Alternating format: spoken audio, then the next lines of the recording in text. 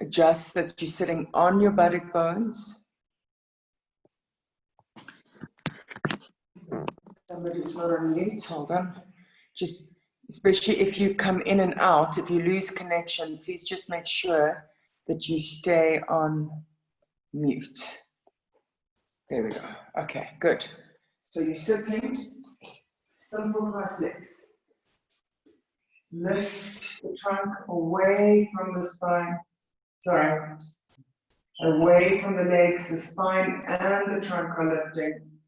Legs dropping. Sides of your body long. Roll the shoulders back and down. And draw your shoulder blades into the trunk, into the chest without disturbing the lumbar. Being aware of those 4 pillars of the trunk. Keep this firmness in your posture, stability in the posture. And the only thing that moves are your arms and hands as you come into Namaskarasana.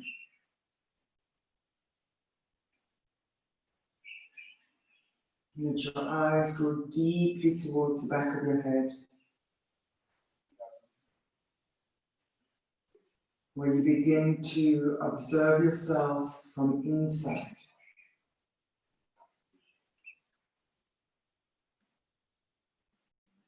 Slow, soft, deep, peaceful inhalations. Slow, soft, deep, peaceful exhalations.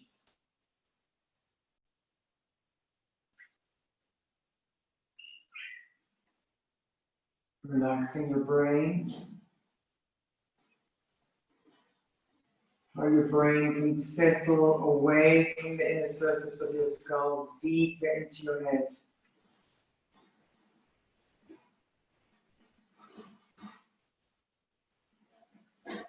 And then take a slightly deeper inhalation. As you exhale, bow your head and salute the divine life within. By whatever name or form you choose.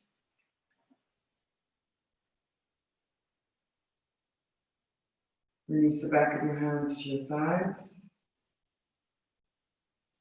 Inhale, slowly lift your head and let your eyes open towards the floor in front of you.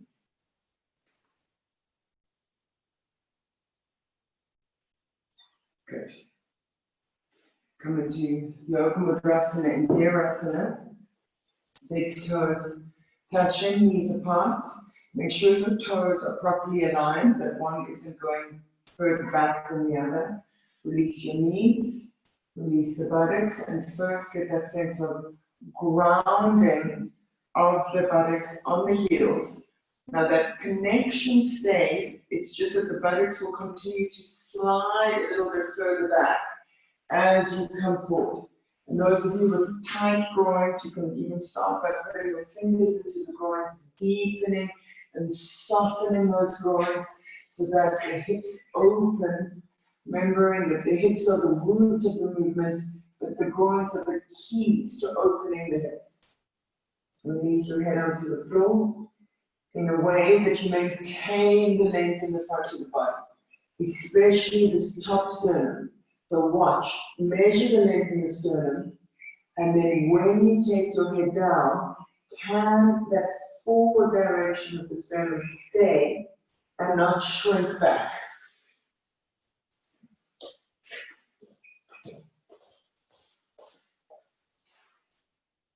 Widen across your shoulders, especially if you've got any shoulder or neck issues. Take the arms wider than shoulder width so that you have that extra space to create that rotation in the upper arms. From inside out, inner upper arms roll from inside out, outer upper arms roll down and squeeze in. And then those with hyperflexible elbows, remember to resist with the inner elbows from inside out. Suck your shoulder blades in, so that you feel the space across the back of the neck, the upper back. You're creating lengthwise space by drawing the shoulders back, widthwise space by that rotation in your shoulders and your upper arms. And then come into Uttanasana, dog pose head down. First Adho Mukha, a little bit smaller distance, that the heels can make contact with the floor. But remember, always be aware that if we just go without thinking, we'll go from where it's easiest. And then it's likely that the arches are going to collapse, inner legs collapse, just to try and bring the heels to the floor. So you're not trying to bring the inner heel to the floor, bring the center of the back heel to the floor, keeping the lift in the arches. Lifting your inner legs up and out, so you have gain. You have a sense of length and width. Both of those elements existing in all the poses. In some poses, one more to 1 degree than the other, but still being aware of length and width. Relax your head and breathe. And again, measure the length of the front of your body from your pubic bone to the top of your sternum. For those of you who know the different bands, pubic bone to navel, navel to diaphragm, diaphragm to sternum, bottom sternum to top sternum. And you have each band long. And do you have the same length as you had previously in Adho Mukha Virasana or Yoga Mudrasana and Virasana? You have the same rotation in your arms, same space across the back of your neck, same absorption of your shoulder blades. And if this is feeling difficult, watch. Are you pressing away from your hands enough? Because the minute the weight comes to the hands and you hand forward, the shoulders become stuck and difficult to move. Take the weight back towards those heels that are grounded. Front thighs pull you up and back, hands push you up and back. And then step forward. Concave spine. Exhale, release your head, Uttanasana, hold your elbows, and breathe. Breathe deeply. And then either take your elbows forward or hands on your hips, depending on your needs. Stretch your arms up, release your arms to either side, and get your blocks. 2 blocks. You may need extra, or you may need a chair or something for your hands. If you normally put your hands on bricks, have something else for your hands so that your feet can go onto the bricks. And then heels onto the edge of the bricks. Feet are still hip wide. Lift the front of the body, keep the length, and then hinging from the hips, come forward with your heels on the bricks.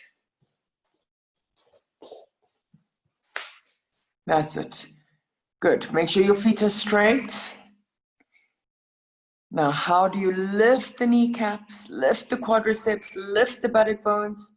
How do the lifted heels encourage that lifting of the buttocks and that movement from the pelvis to release the spine forward? Careful not to lean back. So I know you want to balance yourself because there's this fear of falling forward. Lizzie, that's very nice. Priya also. Keep breathing. Katerina, it's going to be better. The foam is not going to help so much and it's too soft. Get a chair or something to put your hands on even. That's it. And Debbie, it's just the edge of your, like the middle of your heel. Don't have too much of your foot onto the block. That's it. Arlene, you're leaning back. So just watch. Some of you are wanting to lean backwards. Perpendicular legs. And now look at your legs for a moment. Katerina, even though your feet are hip wide, your knees are nearly touching each other, which means that your inner legs are collapsing. So pull your inner legs out, away from each other as you lift them up. And keep breathing. You need to come out for a moment and go back in. We're holding it for longer, but you're not going to force the body, you're not going to become rigid. Lift, lift, lift both body bones. Feel contact with your body bones into the skin of the buttocks, so that you feel it's equal on both sides. So using your skin also to observe the pose. And then hands on your hips. Inhale, come up, watch your lumbar, come up on the tailbone from the buttocks. And then stay behind the bricks.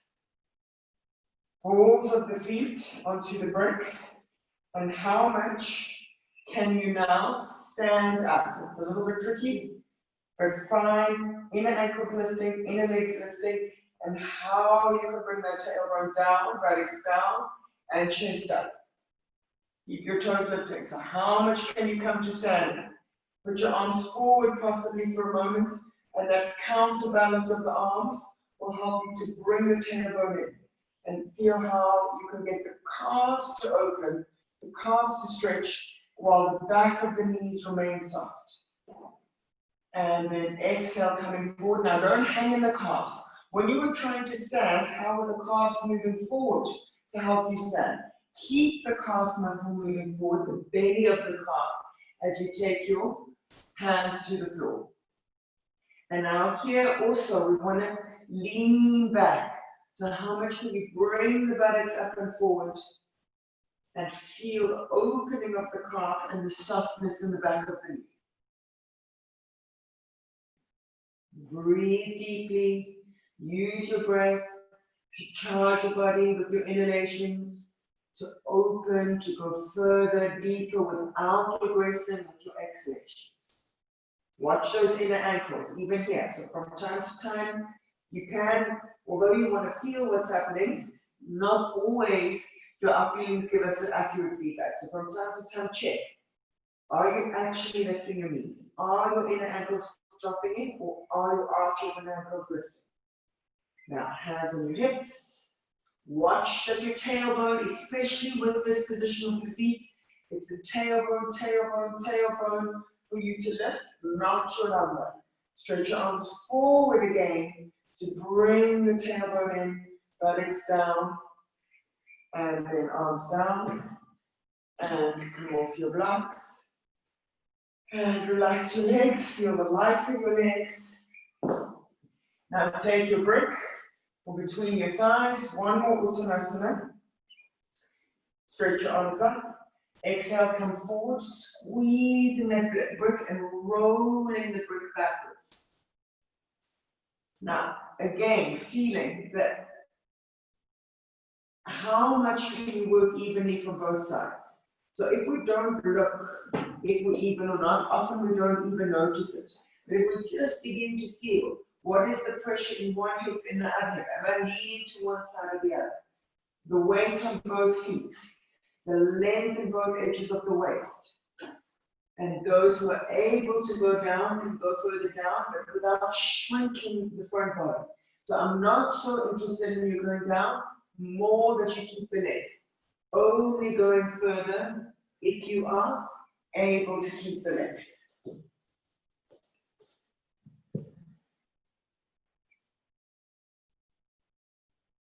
And notice that even though your feet are together, because of how this block encourages the rotation of your thighs, roll that block backwards and up. Narissa, I want to see the back part of the block also lifting up to the ceiling, not dropping down to the floor. Not just because of how you place it with your hands, but because of how you're moving it with your thighs. Good. Katerina, I think you're going to need to order a few more blocks, at least one more set, okay?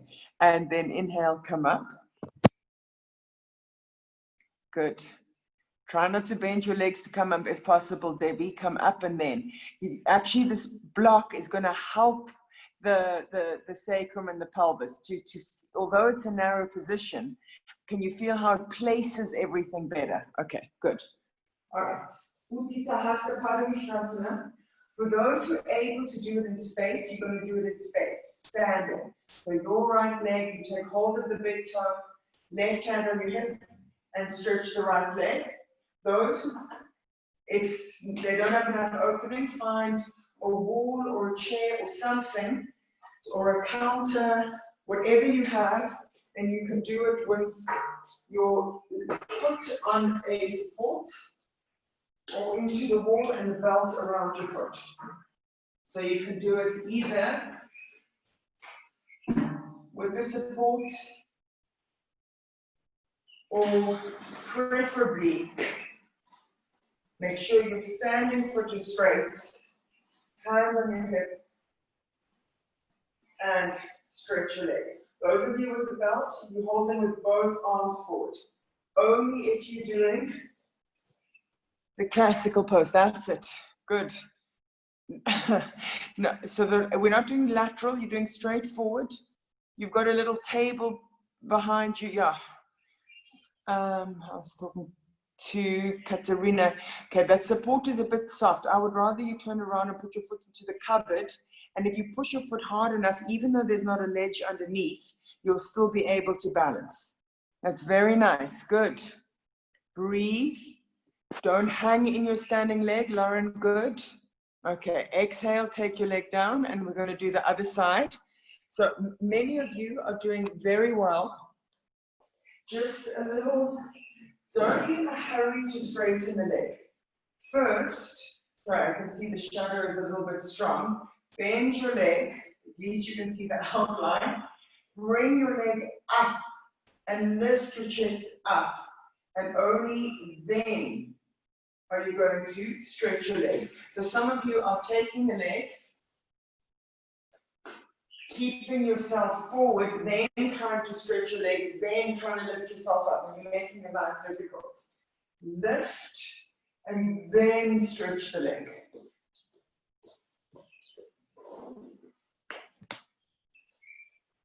Okay.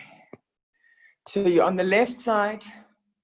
Katerina, push your foot into the wall, and then you can, your foot makes contact with the wall. So flat against the wall. That's it. Good.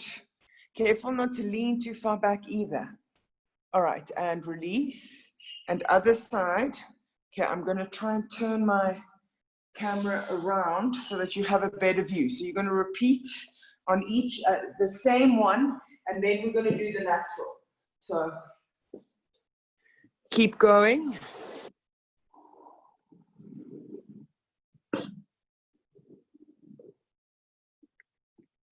Might be better. Okay. That's it. Now your standing leg stronger. Breathe. And now I've got a better view of you also because I don't have the glare.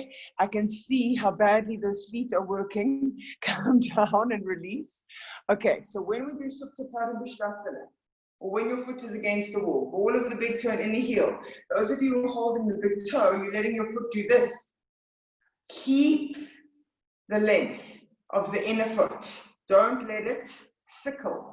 All right, so start on the right side again for a moment so that you work that right foot properly, because when you hold your big toe, you shouldn't pull the inner side of the foot with the big toe. The big toe pulls back and the inner foot extends away.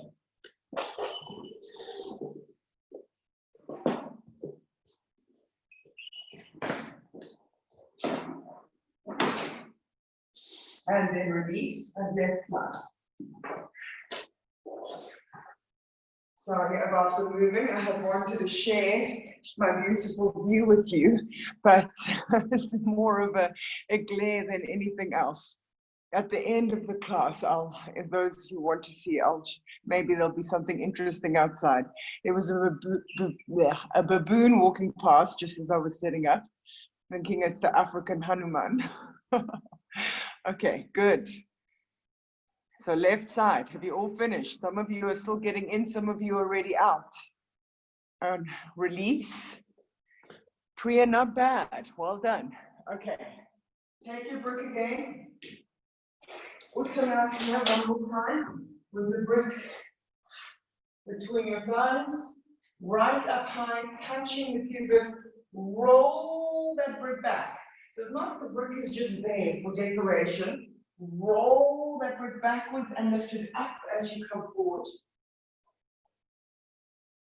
Make sure you're not hanging more onto one leg than the other, which happens with most people. You have to catch which side is it that you want to hang into.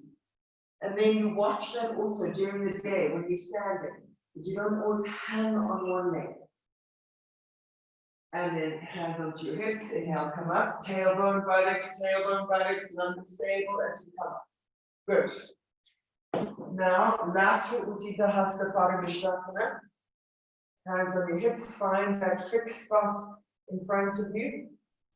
Now lift up first. Lift up, and then stretch the leg and take it out to the side. Good. Now bring your standing leg through the earth, into the foot through the earth to stretch your leg, and now right buttock down and forward. That's it. Sides of your body long. Good.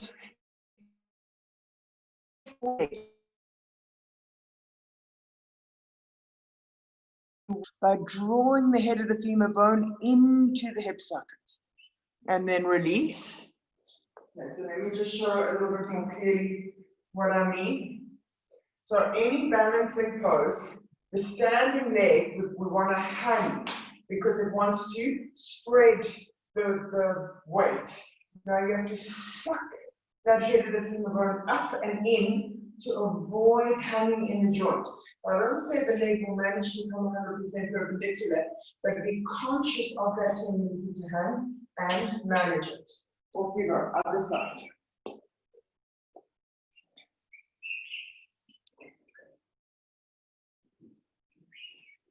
That's it, good.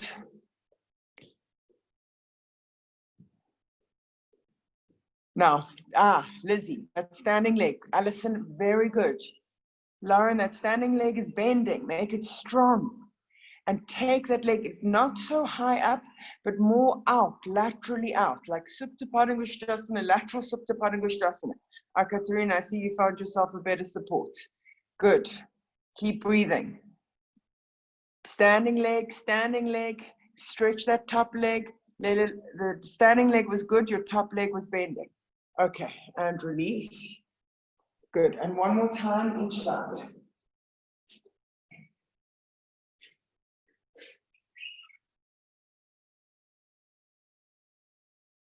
So now, we do it with a bit more quietness, and you are going to watch your own self, remember the instructions, the corrections, and see where it is that you need to work to create the optimal structure.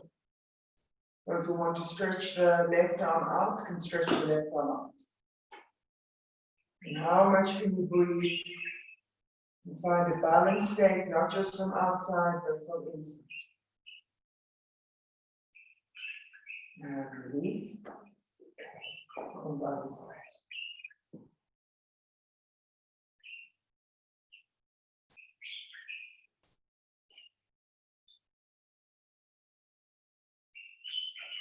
Find your fixed spot in front of you. Both legs fully extended. Brain relaxed, jaw relaxed. Feel that inner state of quiet, of balance, and how that reflects in the asana. And then release. Good. Okay. Right. So, those of you, let's do a Vaccinasana first. Although we have created some opening, Vaccinasana. That should come very easily now. And again, in the Vaccinasana, you don't hang in the standing leg. Lift that outer femur bone, lengthen the bone, and absorb it into the hip socket. Be aware of front body and back body. Suck your shoulder blades in. Those of you who need to keep your hands apart can do so. And then exhale, release, and other side.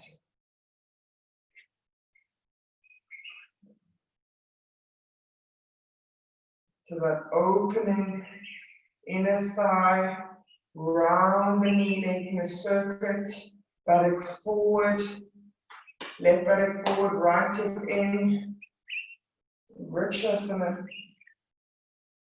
Throat relaxed, eyes relaxed, brain relaxed, and now rooting the standing leg, extend more and more. Katerina, are you there or have you frozen because you're doing a different pose? We're doing Vaccinasana. The leg is bent and the foot is into your thigh. Debbie, this is a palm tree, not a shrub. Lengthen more and more. And if the hands together are too much for the neck and shoulder, you can keep the hands apart.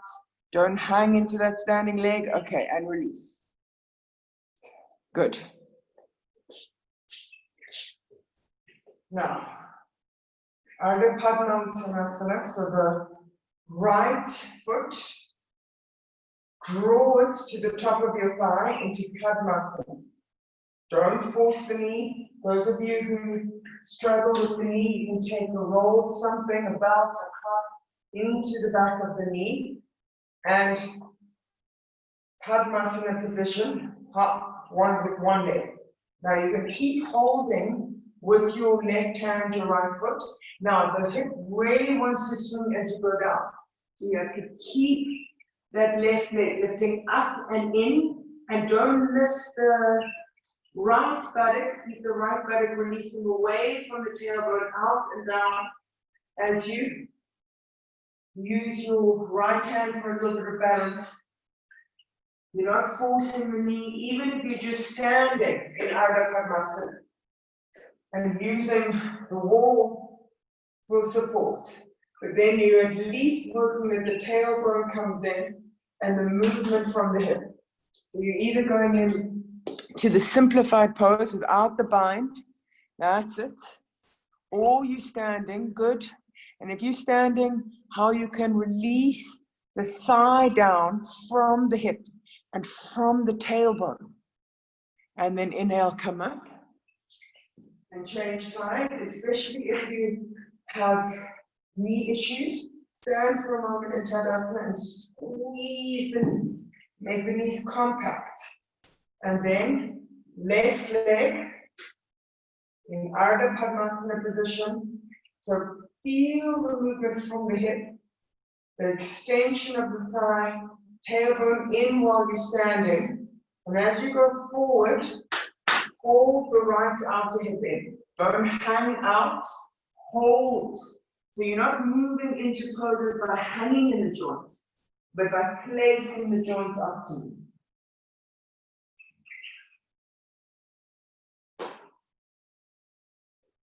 Breathe. Those of you standing, work from the tailbone and the hips. You're not forcing the knee. So you're in the half pose, standing, or going forward. Okay, and then release.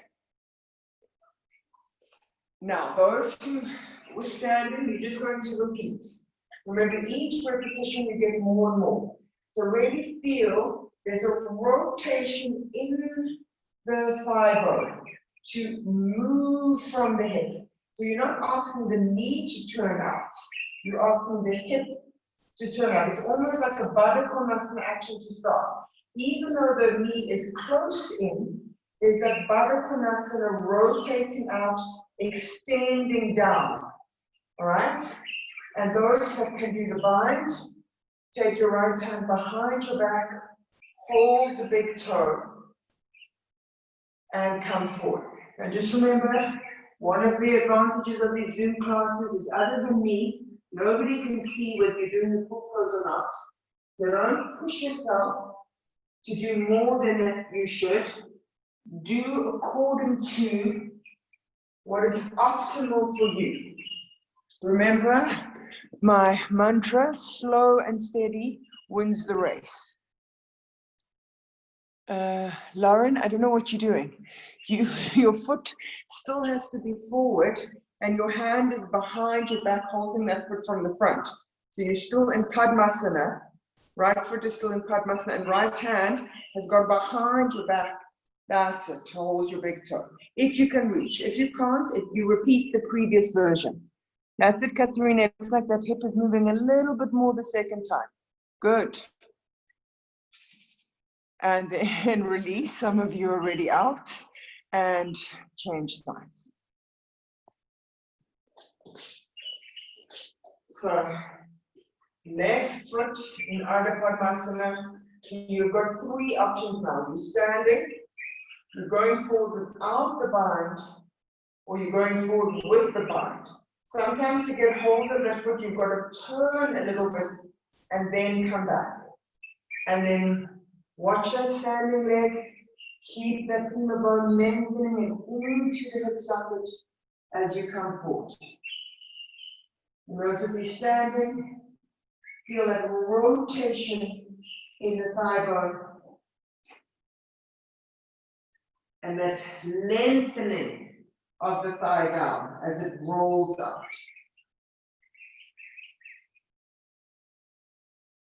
And then inhale, come up, we'll see, slowly and gracefully, better than I did.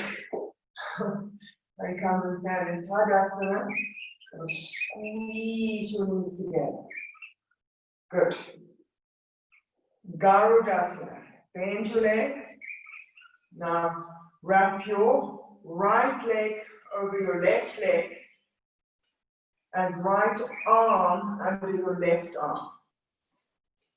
Garudasana. Now remember, we did this not that long ago. I'll show it from the side, that the arms are not pulled up. Pull the shoulders back and down and your hands away from your face. You can feel how those trapezius muscles are releasing. And then release, widen arms like wings out to either side. And come and stand. Other side. So think of Uttanasana, to ground that standing leg and feel it rooting not just in the foot but in the hips. So now your left leg is over your right, your left arm under your right. So the opposite, the arms and the legs are opposite. Bend a little bit more. That's it. And then release. I know we didn't hold this side too long. Okay, we weren't going to do Uttanasana because we had done it earlier in the week, but not everybody was there. So, Uttanasana.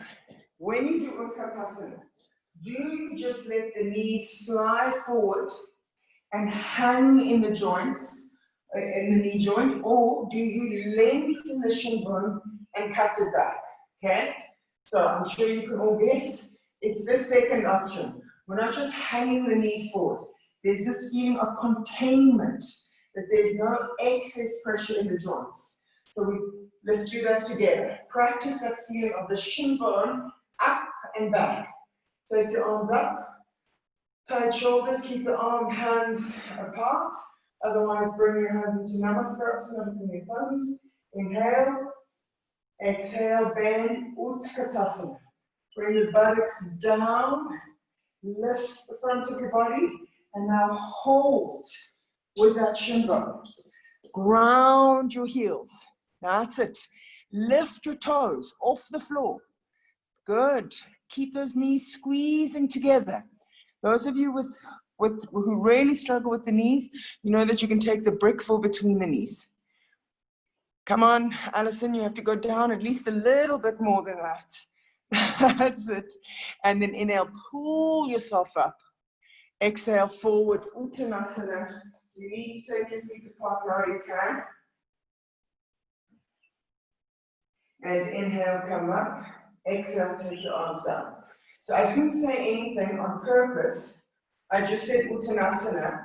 Now, all of you did Uttanasana with the feet together earlier with the brick.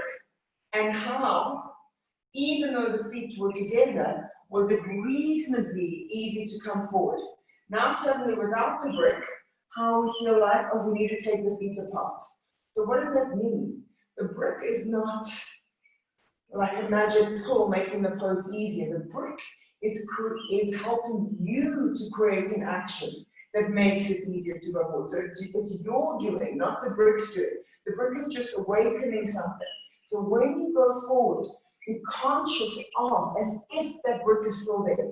Keep the imprint of the brick. We're going to do Uttanasana one more time. Inhale, stretch your arms up. Change the look of your thumbs if you hands are together. Exhale, bend your legs. But as you go, that resistance with the head of the shin bones, that grounding in the heels. Watch your front waist to back waist. Lift your head, stretch your arms, Lauren. Even though I can't see them, I have the impression that they're not stretching. Narissa, same thing. And Priya, don't let your arms go too wide. Now, inhale, pull yourself up to standing. Exhale, go forward into Uttanasana, but that imaginary brick is there. And what is it creating in the rotation of your thighs? And through that, the movement in the hips. Uttanasana, Maura, unless you prefer to stay all day in Utkatasana. Okay, good. And then inhale, slowly come up. So you may be wondering, when I can just see you up to here, not even your face, how I know whether your arms are stretching or not. It's because there's this kind of like, can you see that shape? It's going out. So I know that more than likely, if I carry on from here, you're doing this instead of that extension, okay? So even without seeing your whole arm, I know whether you're stretching it or not, okay? So you should know whether you're stretching your arm or not. All right, let's go. Garudasana again. Bend your right leg. Get that grounding and hold with the shin bone. So you're not hanging in the joints. And then right arm under the left. If really neither is you can't balance, then just work on the legs. You can place your hand onto the hips. Because I want you to feel what's happening in the hips. That rotation, emphasize the compactness in the hips and how you hold with the head of the shin bone into the knee. And then if you've got your arms, release them wide out to the side. Release your leg and come and stand Tadasana. Relax your eyes, breathe deeply. Bend your leg, like Utkatasana, shin bone, holding back. So there's that firmness in the joint, stability in the joint.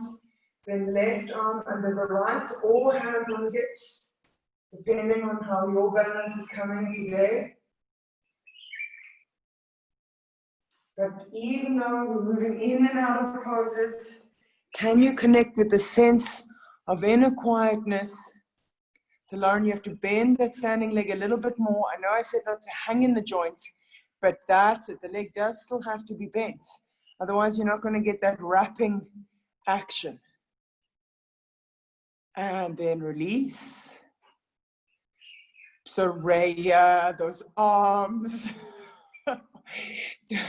I did say earlier, come out elegantly, gracefully, with control, not just collapse out of the pose. Okay, now Garudasana on the floor, and we'll turn and do our kind of Chaturanga Dandasana in Garudasana. So, your left knee is going to be behind your right. So take your right knee, I'm not doing mirror image anymore, over your left. Now your right knee, turn the other way around, is facing, you want it to touch the floor, which means you're going to have to turn to your left so that that inner knee comes to the floor. I want you to be aware that that inner knee is shrunken, so you're going to take your hand and release the inner knee outwards. Okay, and then turn to the floor. Now careful, because many of you want to do it like this. Chest parallel to the floor and turning from your hips. And the difference between Chaturanga in the structure of the trunk, besides the twist, is that the hands are wider out to the side. They're not as close in. Okay, so off you go. Right knee over the left. Turn onto your left side. Go low with Soraya Widen those arms.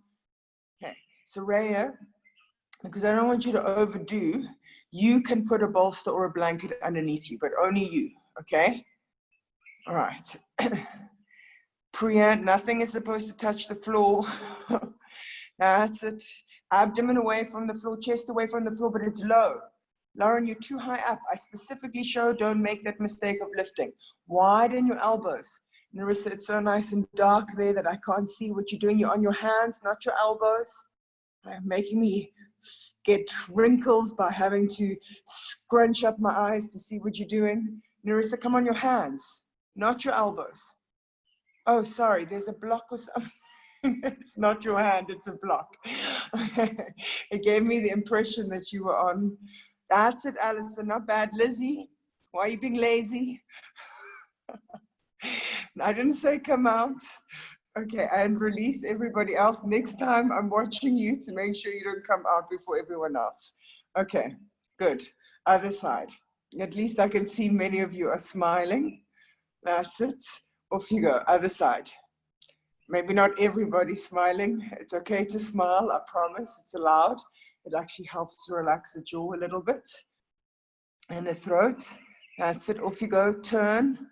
Good. Now see, can you widen both elbows and turn the chest as much as possible so that both sides of the chest are parallel to the floor. Not bad, Katerina. Lower, Debbie. Widen. And now use this pose to suck the shoulder blades in. All of those of you who struggle with your neck and shoulders, the shoulder blades are often the cause.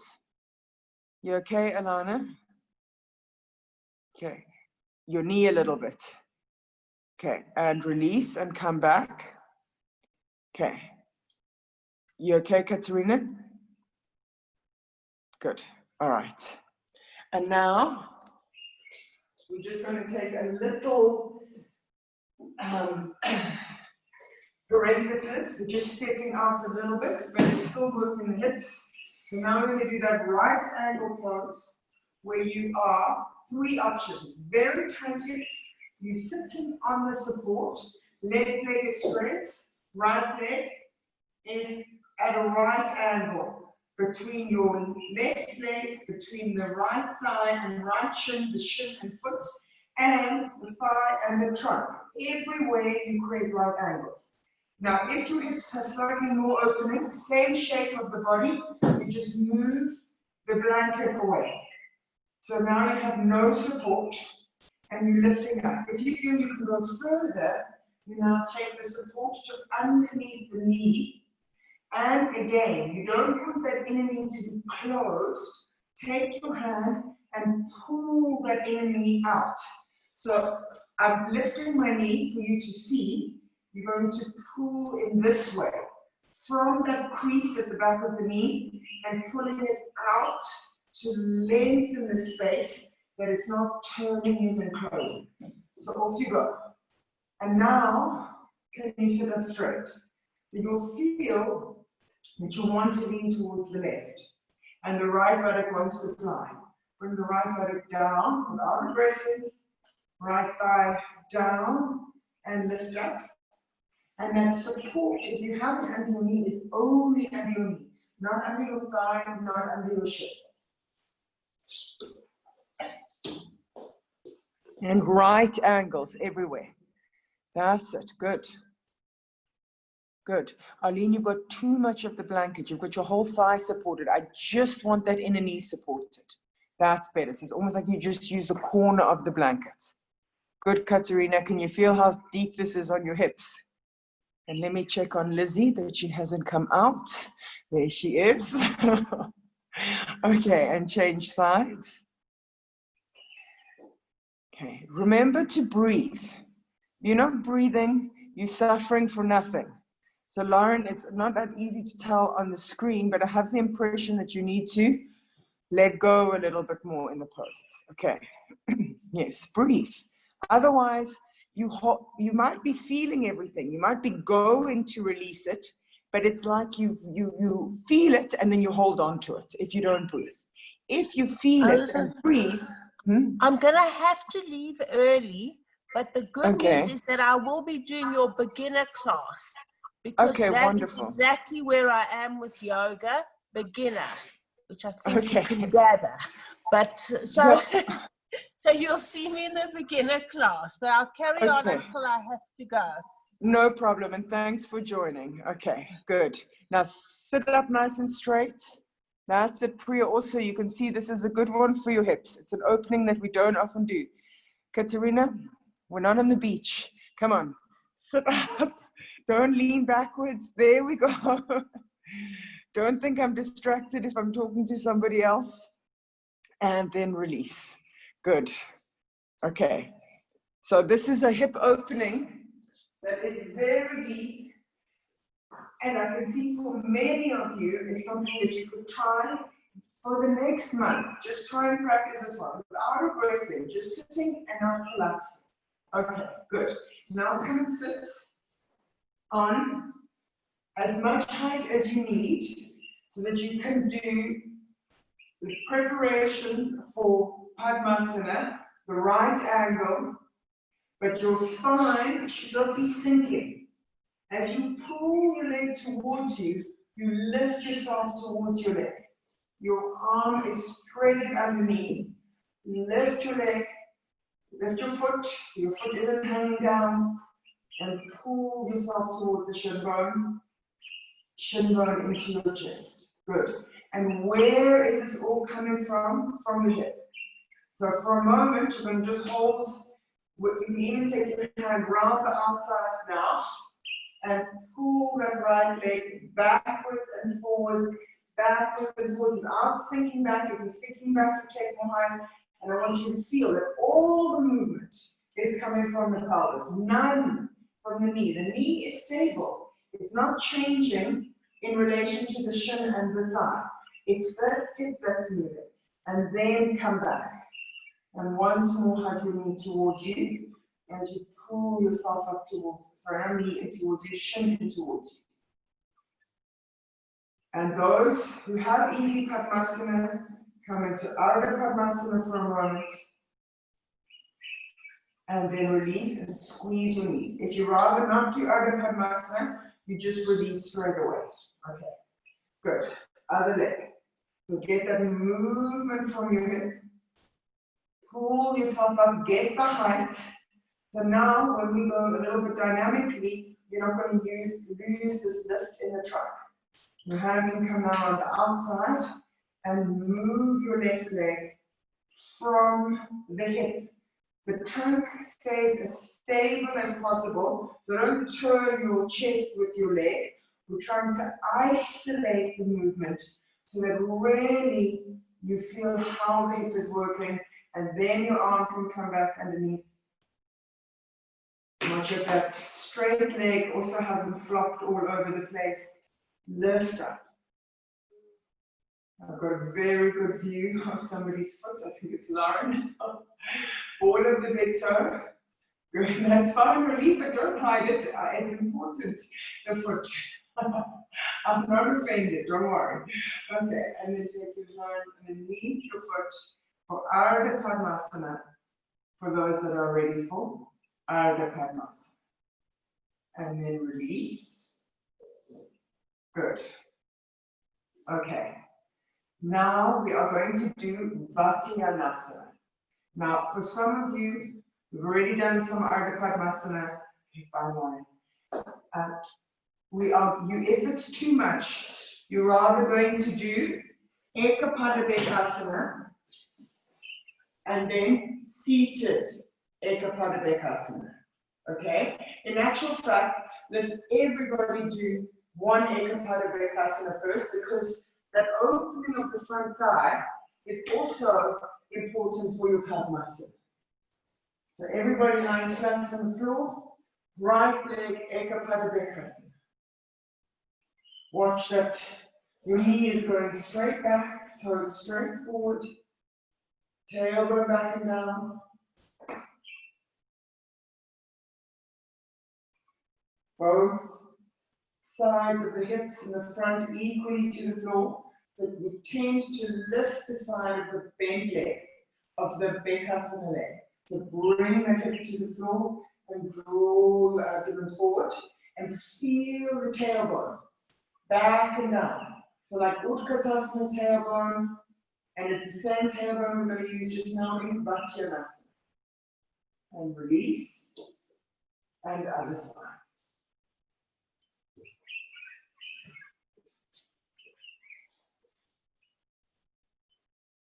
Good lengthening of the front thigh, direction of the buttocks and tailbone, alignment of the hips, alignment of the knee, so you haven't twisted your knee.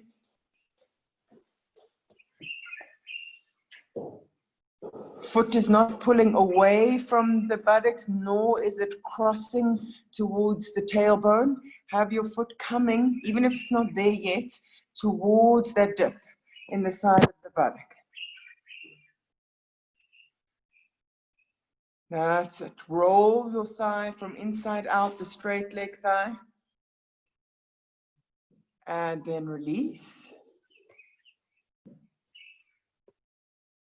Okay. And now, those of you who've had enough of Padmasana for today, you repeat Ekapada Vaccinasana on the floor, and then you go to Seated Vaccinasana. Just a reminder, Seated Vaccinasana. All right? Now, you can watch, because we haven't really done this one together.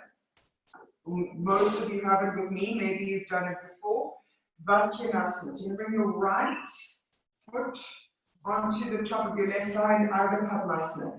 Then your left foot comes to the floor and you come up. And now you have to watch the tailbone in. And now the arms are coming into Garudasana arms. So I'll show you from the side.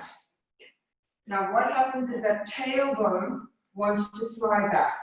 So how much can you bring the tailbone in and lift the trunk up? Okay, so you can bring the arms forward. You remember when we stood at the beginning of the class on our bricks and how difficult it was to bring that tailbone in? So that same movement of the buttocks and tailbone coming down and forward. So I'll go into it with you if you're not already there, and then I'm going to come and check what's happening. Right foot, Padmasana, left foot to the floor, and then you come up. Now, watch those buttocks and tailbone. You are not getting this pose from your lumbar, not from the lumbar, from the pelvis. Careful that foot and knee are not too close together. If they're too close together, I think it's Marissa, who's there, no, it's Arlene. Your foot is too close to that knee. Bring it forward and out a little bit so you have a wider stance of balance. Okay, that's it. Very good, Layla. Now, see how those buttocks are flying back. So how much can you bring them down and forward? Mieux, better. That's it. Good.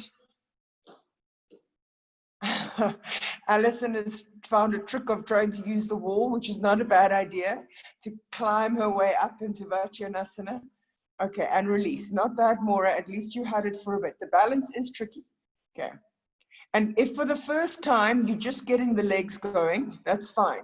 Lizzie, also, your bum is about to touch that mural behind you. Okay, other side. I'll go in with you. So, left leg in Ardha Padmasana.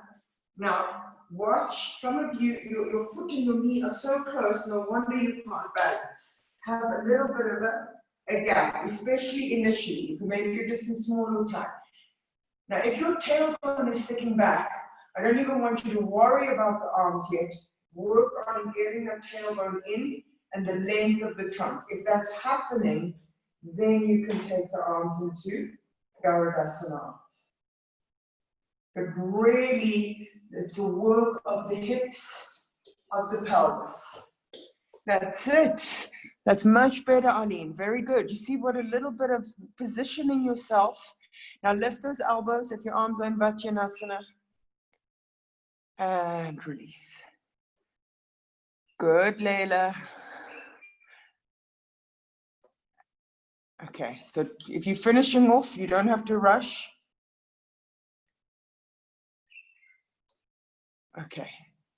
All right. Now you're going to have Those of you who are doing Ekapada Vaccinasana and seated Ekapada Vaccinasana, once you've finished on both sides, you can do Vaccinasana. Go back to lying on the floor and do both legs at the same time.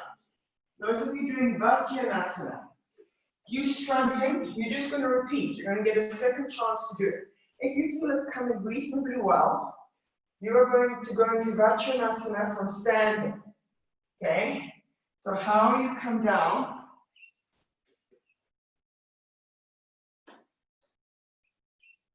and then how you come up, see, without moving the position of the foot. All right.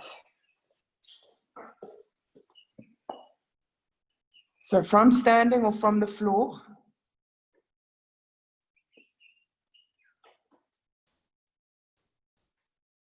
roll those shoulders back, Katerina. Lift the sternum. Everybody should have the tailbone and buttocks. No matter whether you're doing Vaccinasana or Vaccinasana, the direction of the tailbone and the buttocks is the same. It's okay. A little bit of falling over is not the end of the world. Come on, Priya. Your feet are coming in the right direction, but what is happening in the trunk? What's happening in the shoulders, in the shoulder blades? Debbie, not from your lumbar. You can only lift the trunk from the tailbone. Otherwise, you can't come up so much.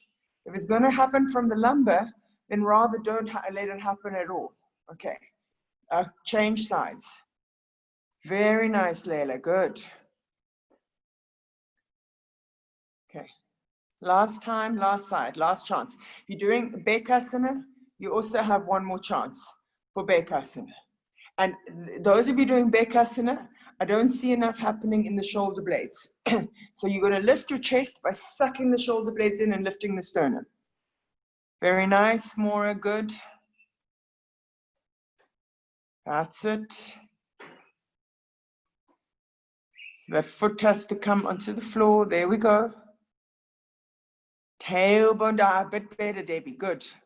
So less is more often. Too much movement from the wrong area is obviously not a good thing.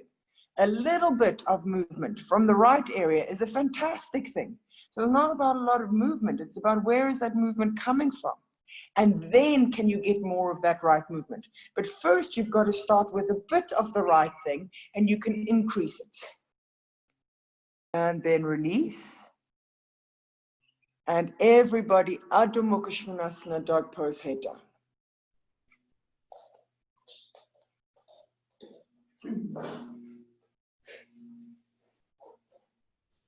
Now squeeze your knees. From inner knee to outer knee, front to back, back to front, outer to inner, inside to outside, outside to inside. From all directions, how you make the knee compact. Rotation of your upper arms, suck your shoulder blades in, and breathe.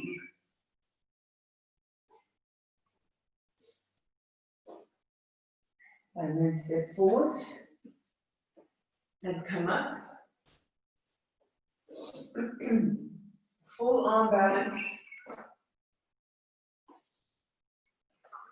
Handstand, half handstand, or half Uttanasana, depending on what you need. So handstand, hands a little distance from the wall. Those of you who are working on your balance, you can come a little bit away. Extension of your arms. Now, even here in Adho Mukha Svanasana, the tailbone buttocks towards hand. Sorry that I can't show you a side view so that you can see. But can you think of Vaccinasana? Can you think of Vaccinasana? How the tailbone has to come in as you stretch your heels away. You go right leg, and we're holding it today. So find something, doesn't matter if I can see you or not. As long as you can follow the instructions, that's what's important. That's it. Now, as your tailbone comes in, top buttocks, which are closest to your lumbar, your normal top buttock when you're standing, pull that up with your heels and feel how the tailbone coming in, the heel stretching up, starts to make you light and like you can start to come away from the wall with the heels. That's a nice stretch in your arms, Lizzie, except your legs are kind of flopping. Make your legs, those of you, so sorry if I use reference to classes that you weren't there, so I'll explain a little bit. When you're ready, you come down and you rest in Uttanasana. So the other day in one of the other classes, we were doing Urdhva Prasarita Padasana, and we had tied the thighs, the calves, and the feet together to make the legs light and feel like one leg. So we had taken the belt here, here, and here with straight legs in Urdhva Prasarita Padasana. So now in Adho Mukha Vrikshasana, I want you to have that same sense of compactness, of inner leg extending, and almost like you've got one leg that you're pulling yourself up more. Instead of two legs that are kind of one turning out a bit, one stretching, one not stretching, connect the legs and make one leg from the two legs. So off you go, other leg to go up, and Adho Mukha Vrikshasana. Once you're up, the minute you take the second leg up, pull the legs together, squeeze, get that compactness in your hips, rotation of the thighs, suck the outer calves and outer ankles in, one leg. Now, how you can start to balance.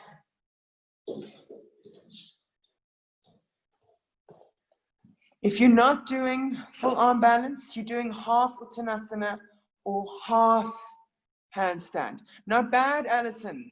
That's it. Good. Come on, roll those thighs in. Even think of the brick that you had between your thighs in Uttanasana. Don't let your abdomen hang forward. Not bad. Some of you are getting the balance for a bit. And release. Careful your paintings there, Debbie. You're nearly wiping them off the wall because you're flying to the side a little bit as you go up. Okay. And then everybody Uttanasana and relax for a moment. All right. Now, if your wrists and your shoulders have had enough, you'll do standing Gomukhasana. And those of you who have a bit more left, you're going to do Adho Mukha Vrikshasana, jumping up with both legs together. So your legs can be bent. Even if you don't think you can go up, just do your little bunny hops. Okay? So you're just going to hop. It doesn't matter if you go up or not. Just hop the buttocks to the wall. Hop the buttocks to the wall. And then see, maybe you'll go up, maybe you won't. But if your wrists or your shoulders have had enough, I don't say whether you can go up or not. That's not what is the deciding factor. Lizzie, lovely. If your wrists and shoulders are done for today, or any other part of the body, or the mind, hopefully not the mind, that's it. Don't worry, Surya, I understand if you have to not do more. You've got to balance out and not overdo. Understand.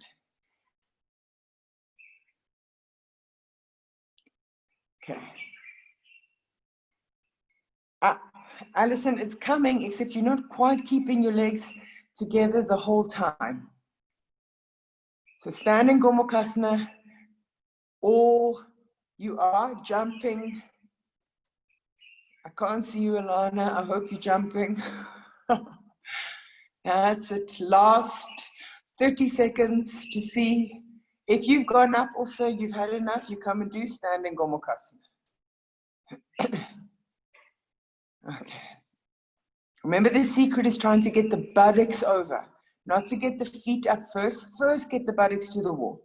Then you can go up. And I don't even care whether you go up. Just the point that you attempting is already something. Okay. And then when you're done, oopsie. That's okay. It's also like playing. You're not always going to get it. Alison, you're cheating. You're taking one leg then the other. Okay, Shirsasana. Enough headstand for today. Shirsasana. Okay. If anybody is watching this later, because it doesn't look like anybody today is menstruating, you'll just do some more shoulder openings instead of Shirasana. So you can do Vajrasana cycle, sitting with your knees and feet together and doing your Vattanasana, arms behind your back, Mukasana. Watch those elbows, don't fly apart. So I prefer doing headstand on a folded mat as opposed to a blanket. Because especially if you've got a blanket and a top, the chances of your arms slipping and losing their positioning are quite high. But the mat and the skin on the mat is ideal, is the most stable setup compared to a blanket underneath. Okay, so Shirasana, I'm going to set the timer, and when the timer goes, we're going to do variations. Those that can do Padmasana in Shirasana will do Padmasana in Shirasana. Those that cannot will do Ekapada Shirasana and Parshvekapada Shirasana. And I'm doing with you.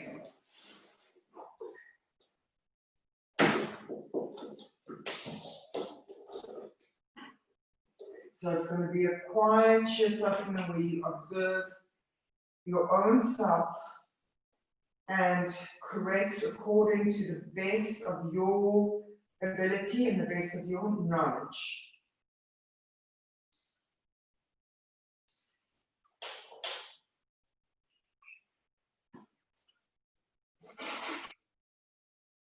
If you come down, you can go up only one more time, and then you finish your shoulder openings and your Shirasana, and we're still going. You can then come into Supta Baddha Konasana. Feet together, knees apart, lying on the back.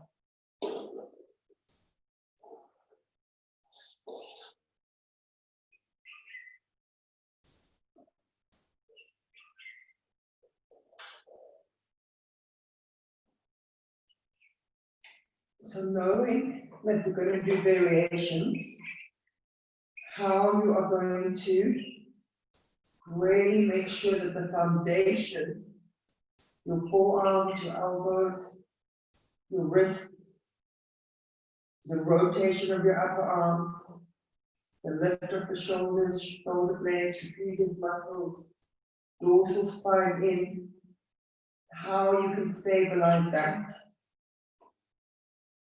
Then later, when we come to moving the legs, we're well rooted in that foundation.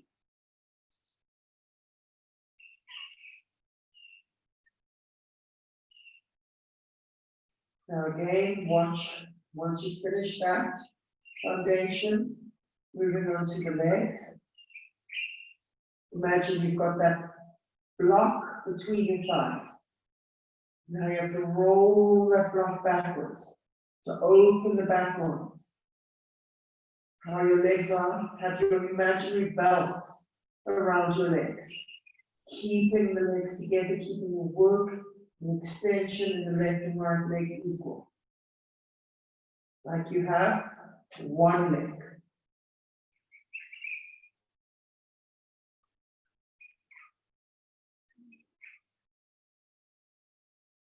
Without the structure, well positioned, stabilized, lifted, light, how from inside you can relax the inner organs, especially relaxing the brain.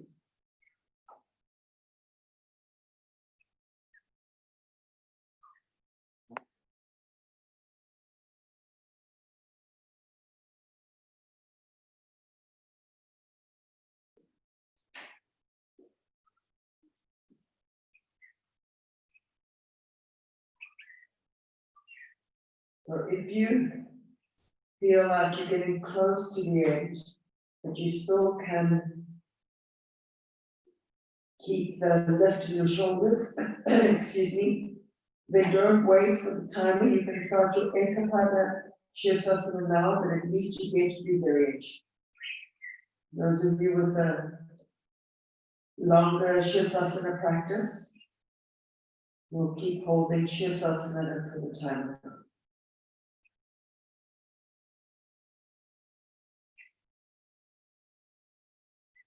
The longer you stay, the more you have to watch. If there's no collapsing of the shoulders, no loosening of that contact with the forearms cutting into the floor.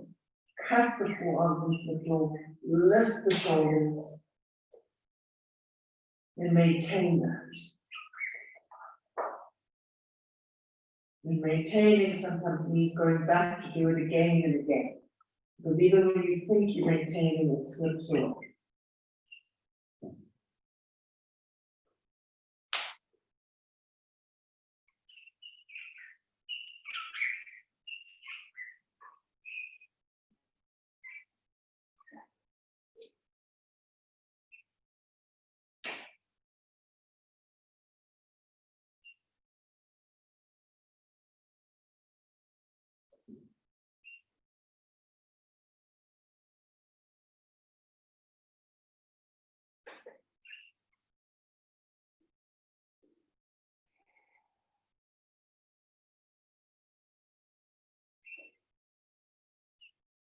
Again, it's the outer body firm, it's the inner body relaxed. Often we do the inverse. Tighten up inside and the body's collapsing in the outside. Observe the lungs. Are they resting onto the collarbones? And they're relaxed as your breathing flows. Okay, now, preparing yourself either for Ekapada Shirasana or Padmasana in Shirasana. Padmasana in Shirasana, think of Vaccinasana, how you have to bring the tailbone in. Front waist to back waist, so the action of lifting the knees up is coming from the tailbone and the pelvis and not from the lumbar.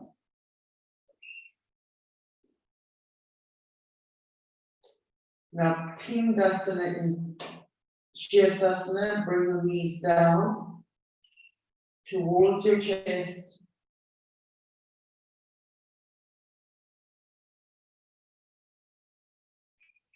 And then inhale, come up again.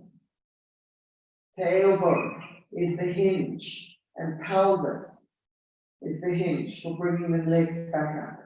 Those of you doing Ekapada, you hold a few breaths each side, so you could be on the left side already by now. And then you do partial Ekapada to the side. Left leg into Padmasana, those doing Padmasana. Go back to your foundation again and again. Lifting the shoulder blades, tailbone in. I spoke earlier when we were doing Vaccinasana about how there's a rotation in the thighs. Feel the femur bone, and the femur bone turning to deepen into the hip socket. Pindasana, bring your knees down, keep your shoulders lifting, dorsal spine lifting.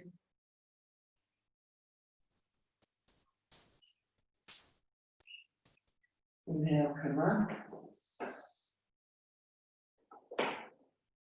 Release your legs. Stretch your legs. Squeeze your knees. Those doing partial Ekapada Shirasana, so sure that you haven't already. Lift the shoulder blades, lift the dorsal spine, almost hard in the upper back to keep that lift. So as you come down, you're even more conscious of the structure of the shoulders, upper back. You come down slowly, slowly, slowly, slowly. Lift, lift, lift, lift the shoulder blades. Keep the weight off your neck as you come down. And then slowly step back. And release. And rest forward for a moment, rest your arms, rest your brain. Relax your shoulders.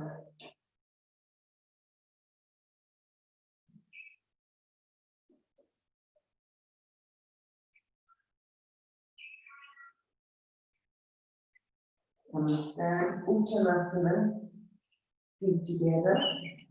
Those of you who are not doing Shirasana, make your way out of where you are.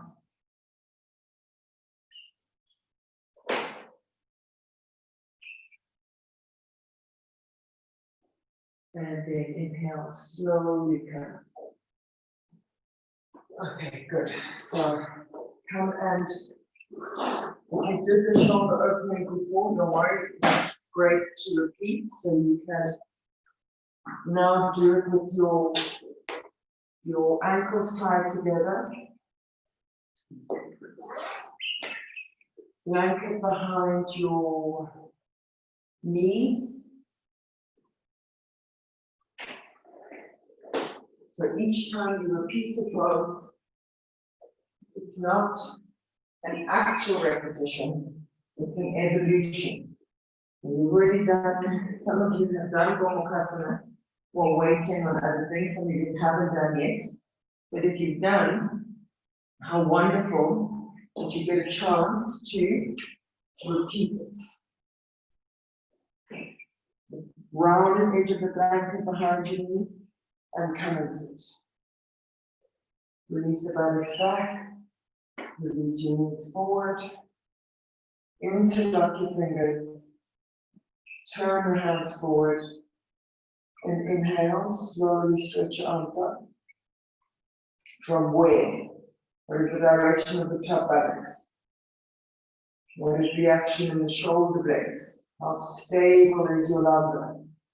How much are you using your breath?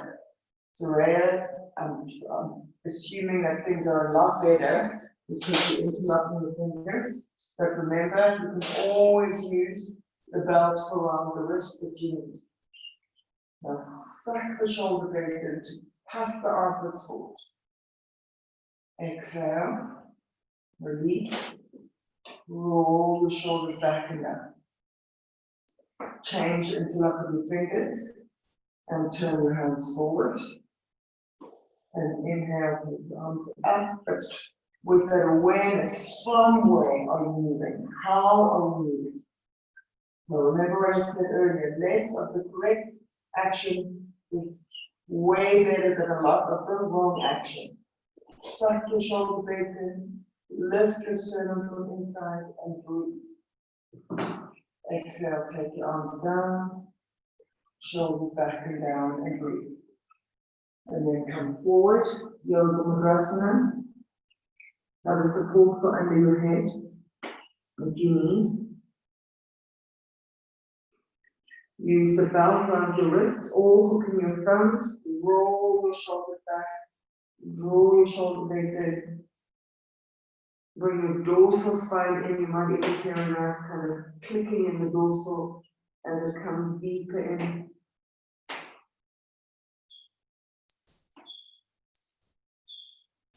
And then hand to your back. Release your arms to either side and then go.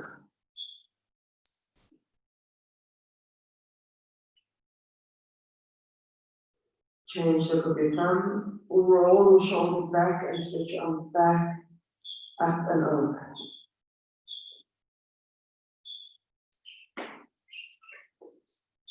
Create an arc in your collarbones and keep drawing the shoulder blades towards the back waist and deeper into your body. And then hand onto your back and release.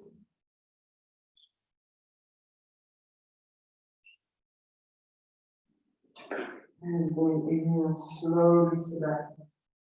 Lower back, middle back, top back, head and neck locks. Gomukhasana in Vajrasana. Your right arm, roll it back once. Now remember, don't just go automatically. You know by now. You don't move the torso.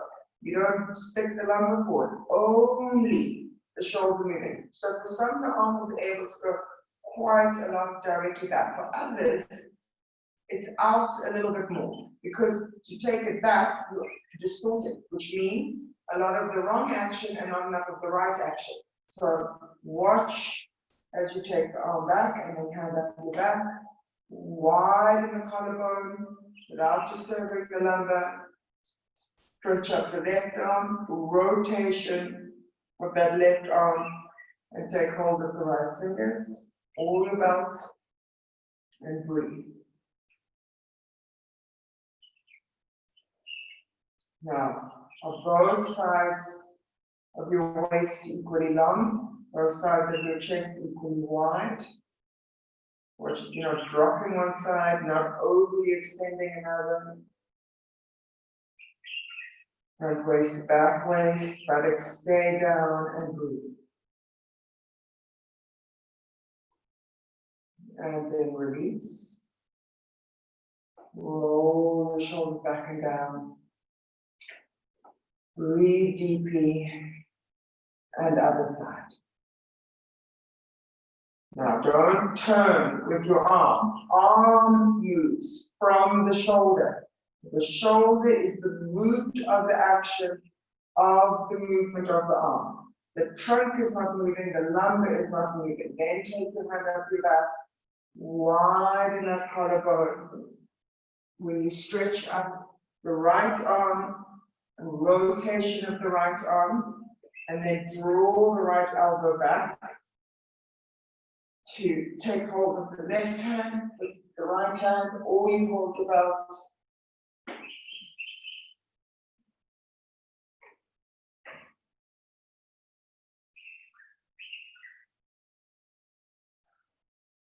Keep the rotation of the bottom arm from inside out.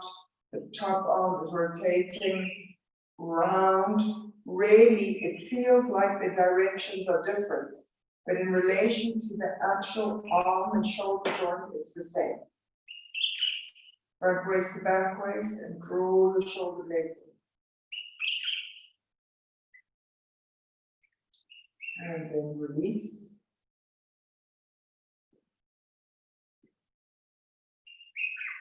Good. Okay, so you can watch possibly for a moment. Many of you have done with me before, but we're now going to take the fingers interlocked, and instead of just going forward, you take your arm up and over, and then you're going to pull the arms over to one side. Okay? And then when you come to the center, you lift, you come forward, and then you pull them over. Now what happens, let me just show you quickly over, you can see even though you're tied up. When we go to one side, the side that we're moving away from opens well. The side that the arms are going to, that collarbone wants to close. You have to watch that you keep the width in the collarbones on both sides. So we're going to go take the arms to the right first. That means we suck in the left shoulder blade and we widen the right collarbone. I'll talk to you again through it when we're in the pose. So come forward.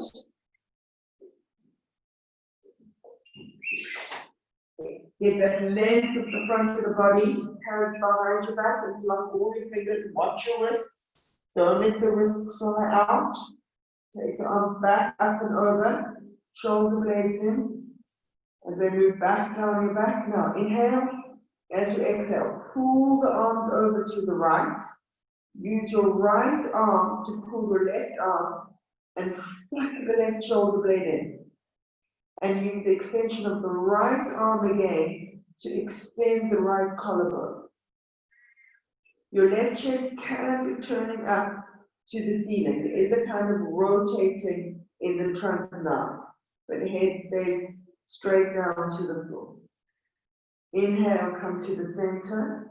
Lift your arms up and over, and exhale. Take the arms to the left. Now, as you pull the left arm away, widen the left collarbone. The left arm pulling away helps to pull the right arm even more. Against that extension of the right arm, suck the right shoulder blade in.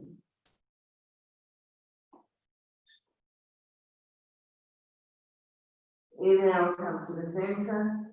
Lift your arm up and over. Hand onto your back. And release your arms to either side and let go.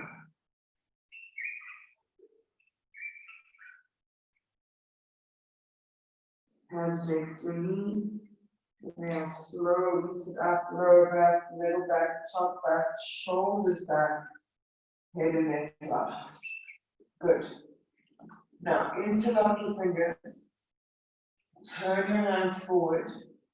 Inhale, lift your arms. Lengthen the waist, keep the buttocks down. Vatyanasana in Vaccinasana. So inhale, lift, exhale, turn to your right, turning from your hips, waist, and now suck the shoulder blades in. And puff out the armpits as you turn the chest. Keep your head on top of your spine. Inhale, lift, exhale, turn. Keep those arms fully extended. Inhale, lift, exhale, turn once more deeply. Lift as you inhale to come back to the center. Inhale, lift again in the center, and exhale, turn to the left. Suck the shoulder blades in. Keep the length of the trunk, of the spine, of the arms, and shoulder blades deeper and deeper inwards. Don't let the armpits sink back. Puff the armpits forward. Inhale, come to the center. Next inhalation, lift again. Then release your arms to either side. Good. Come forward. We're going to do the second interlock of the fingers with the lateral movement. Forward. Interlock your fingers. Second interlock. Watch your wrists. Don't slide apart when you take your arms back and up. Keep the length in your neck. Prepare yourself. Inhale. As you exhale, take the arms to the right. Now pulling the right arm away, widen the right collarbone. Suck deeper and deeper that left shoulder blade into your upper back. Keeping the left shoulder blade wide away from the spine as you do so. Breathe, relax your face. The intensity is in your arms, not your face. Arms and shoulder blades and dorsal spine. Inhale, come to the center. Lift up and over, and exhale to the other side. Left side, right, left arm pulling, left collarbone wide. Right shoulder blade, suck it in. Again and again. Dig the right shoulder blade in. Keep the right shoulder blade in. And now come to the center, up and over for a moment, and then hands onto your back, and then release your arms to either side. Let go.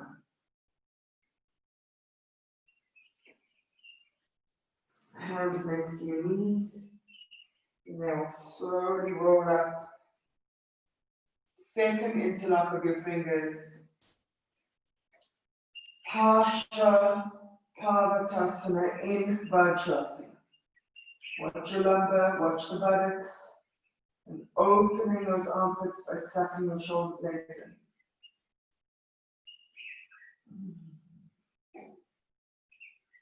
Keep both arms fully extended. Keep the rotation in both arms. Inhale, come to the center. Lift and exhale. Turn to the left. Now the side that we're turning to, that arm wants to roll out instead of rolling in. So watch the rotation of the left arm. Watch the space across the back, left back, the shoulder blade, the back of the neck on the left side. That is not closing as you turn. Suck the shoulder blades in deeply. Inhale, lift. Exhale, turn to the maximum. Inhale, lift again, turn to the center. Lift again, and then release your arms. Come forward, Yoga Mudra. This time you can rest your arms, relax your shoulders, and breathe.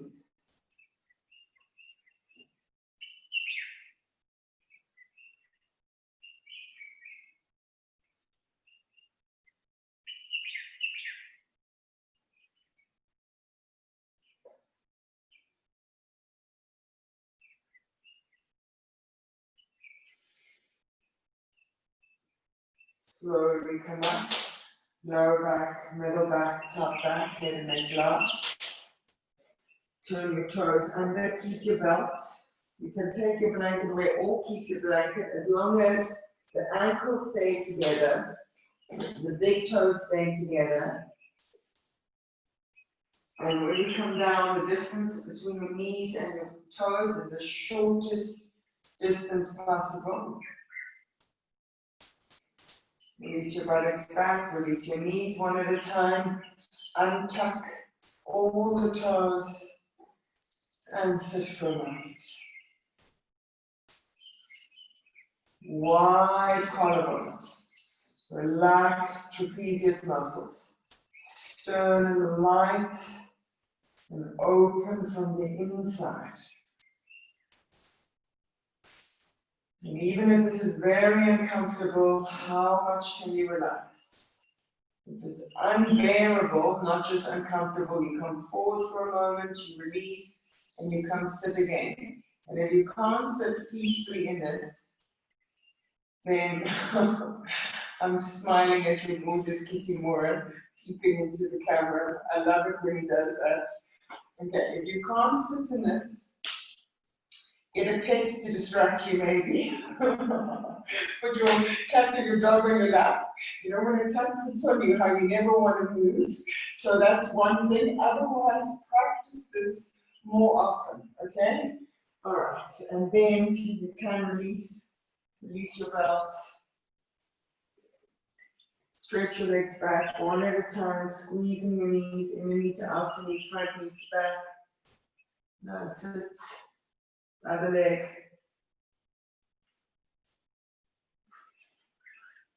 And now you are going to come and do Salamba Sarvangasana or Setubandha Sarvangasana if for any reason you are not doing Salamba Sarvangasana. Shoulder stand. Without a chair unless you need the chair for any particular reason.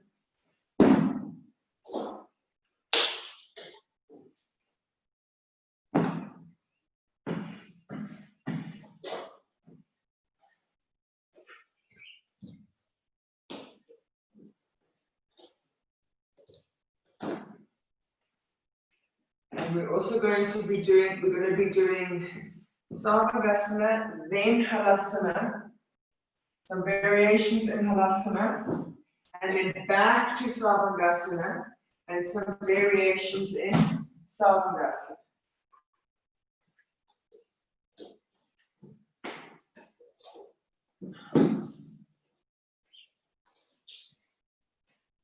You can take bricks for where your knees are going to rest in Karnapidasana. So the bricks will be on either side of your head. Your head will be between the bricks.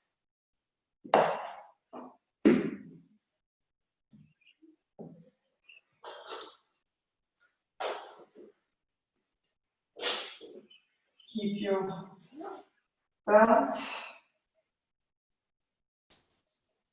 Yeah. So I'm not going to time because I don't want to hold this up too long initially in the first Sarvangasana so that we're able to get through those variations. Setubandha, set yourself up really well. It's going to be more than 5 minutes Setubandha. If you need to come down for a few moments and then go back up again, you can do so.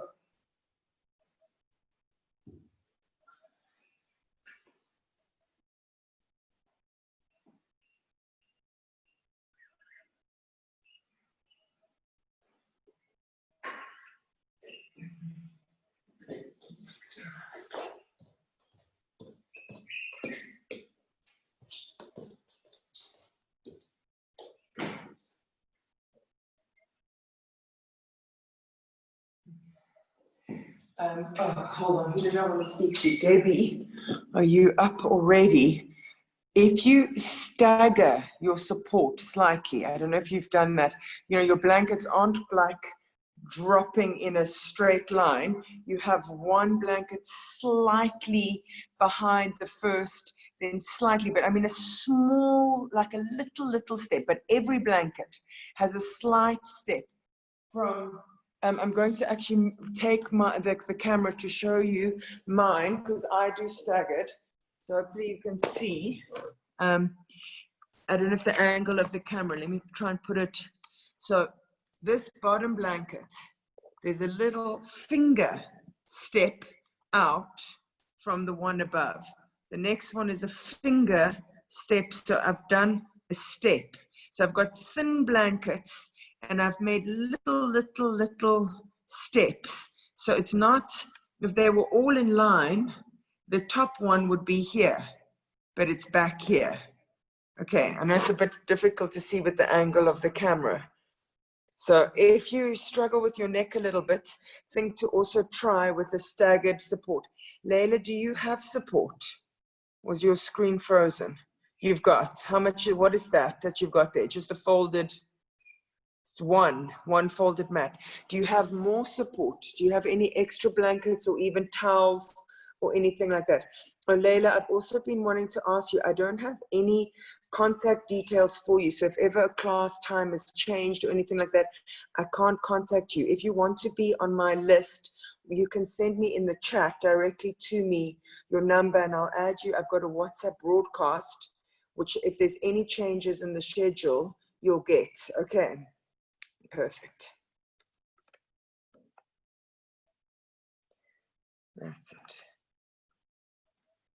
So try and get an extra 1 or 2 blankets at least. You can see I've even got 5 blankets here. You would prefer to have a minimum of 3 blankets. When you're obviously doing the chat now, when you finish, try and find yourself some extra support. Okay. Perfect, great.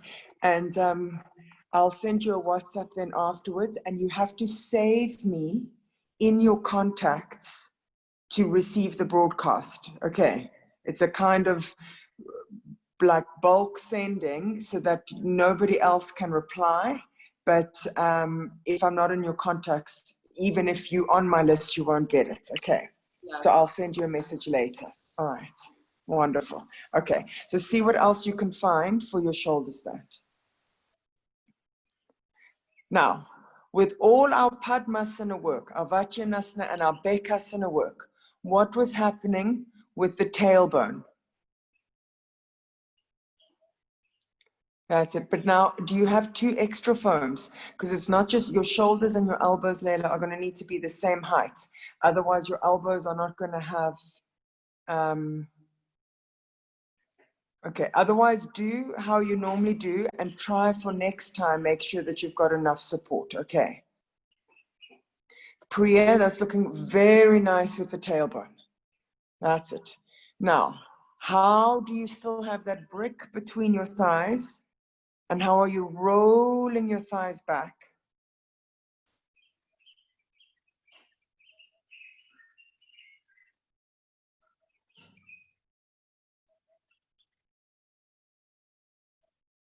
Lift the legs, don't hang. Alison, your legs tend to, you correct every now and again, but in general, you hang them a little bit. That's better. Soraya, inner legs. Think of the inner legs, how I said the ball of the big toe, inner heels have to stretch in Utthita Hasta Padangusthasana. Use the edges of your finger to lift the skin of your back. Debbie, don't just point into your toes, stretch into your heels as well. Another 30 seconds to a minute in Sarvangasana. Eventually, Layla, if you come down from your Setu Bandha, you can do some forward bends, okay?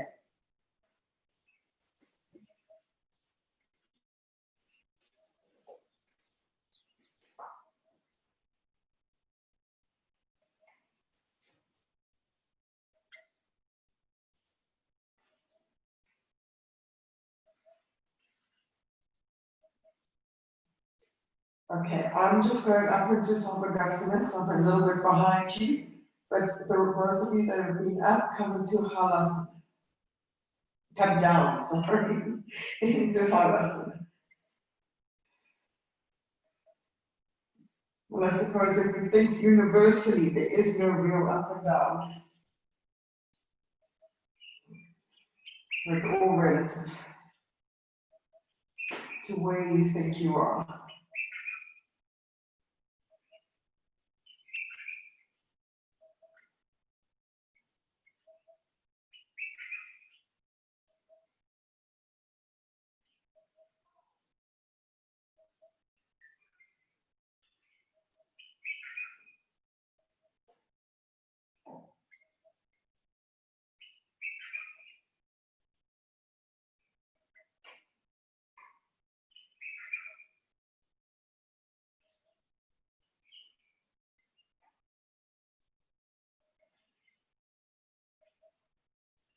Lift the front thighs in Halasana.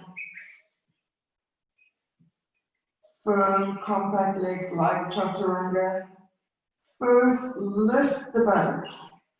Then take the buttocks towards the heels. First, you have to get the height in the trunk, in the waist, in the buttocks, and then there's a softening, a rounding of the buttock bones without losing that height.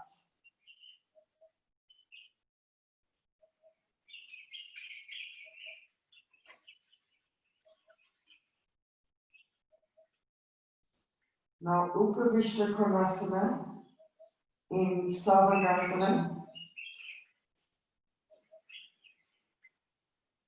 If anybody who's doing Setu has come down, start to do forward bend. Simple cross legs first.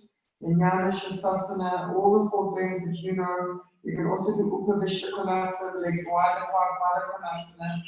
Go through those process. Now, take your hands onto your back. If you're in Halasana, Uttanasana, Halasana. So your hands are supporting your back like Savasana, and walk your feet to your right, Parshvahalasana.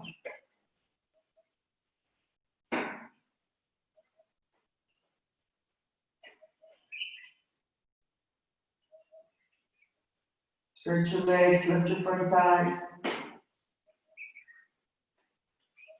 Then walk your feet big steps across, far across to the left, Parshvahalasana.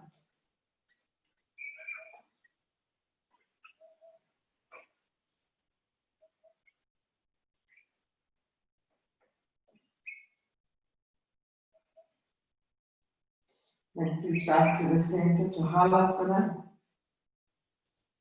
Kanakudasana, bend your knees. You take the belt off for a moment and adjust your bricks. You might have to bring them closer in. Then turn your feet, toes extending away. Kanakudasana.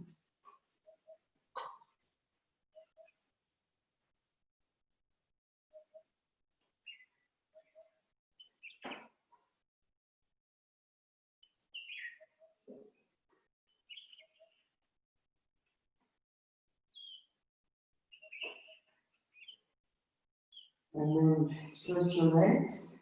Take your hands behind your back. Take your knees to the side. Kanakudasana to the Parshva Kanakudasana.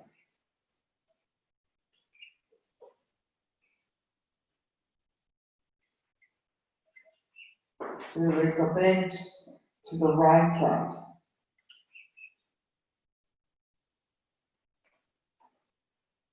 Straighten your legs, change your interlock with your fingers.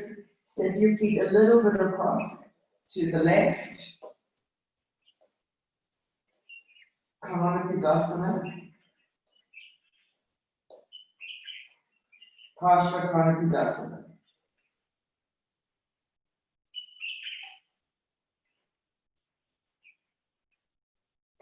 Relax your brain and breathe deeply. Now stretch your legs. Come to the center. Take your belt back over your arms. If anybody can't stay anymore, you'll join the others doing forward bends. Otherwise, come back to Savasana.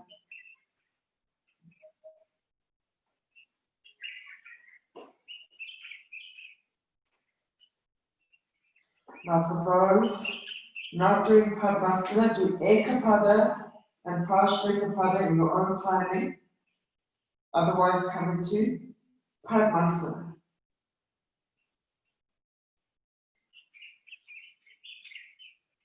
Tailbone in. Rotation of the femur bone into the hip socket. Pindasana in Savasana. If you can, take the belt off and hug your arms around your knees.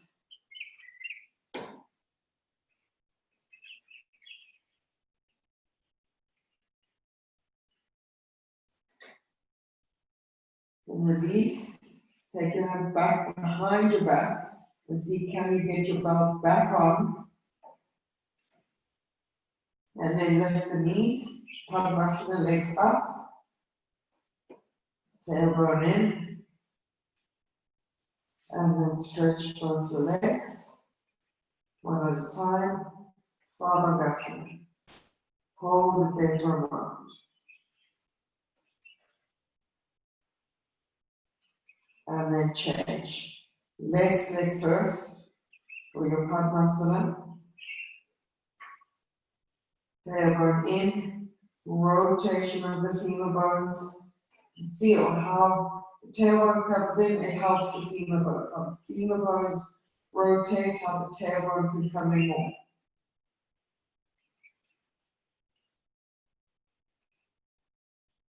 Those of you doing Vaccinasana, watch your top leg doesn't fly out, keep it straight up and rolling in.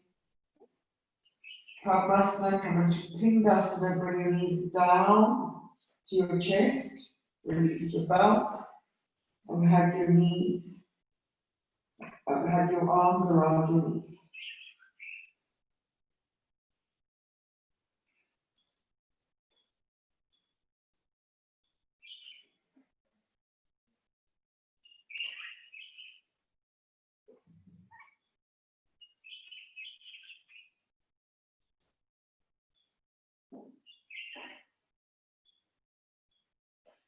And then come up, put your belt on if you want, but we're not holding long, so you can leave the belt as long as your elbows don't slip out. Release the legs, stretch both legs, Vaccinasana for a moment.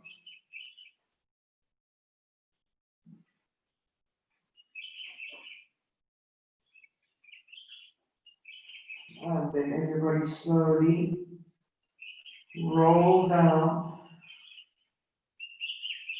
Make sure your belt is off before you come down. Move your blocks next to your head away so that you can come back into Seti Bandha and mini Seti Bandha, not your full Seti Bandha, but just rest at your hips on your support, shoulders on the floor.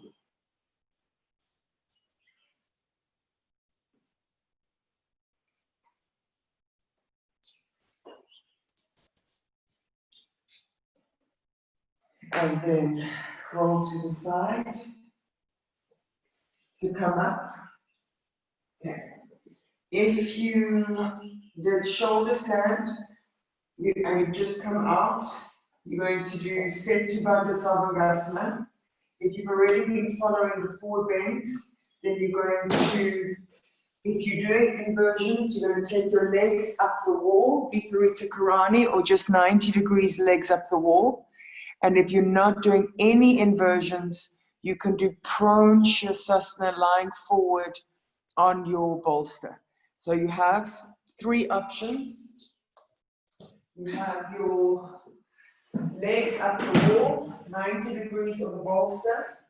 You are doing Seti Bandha with the brick, or especially if you're menstruating or you have tightness in the abdomen or lower back, you come and lie over your bolster, but the tailbone buttocks are releasing away from the back and your thighs are rolling from inside out. When you don't have a bolster, you can fold two blankets, but it needs to be a little bit of a height. Otherwise, legs up the wall is also good.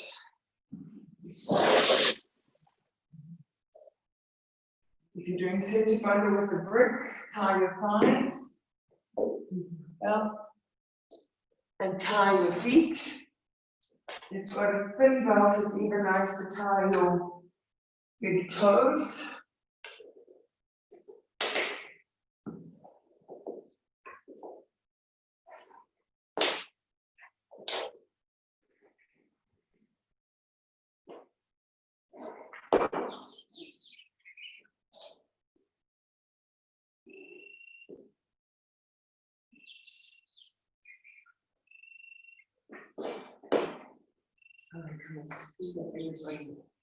Knows what they're doing. That's it.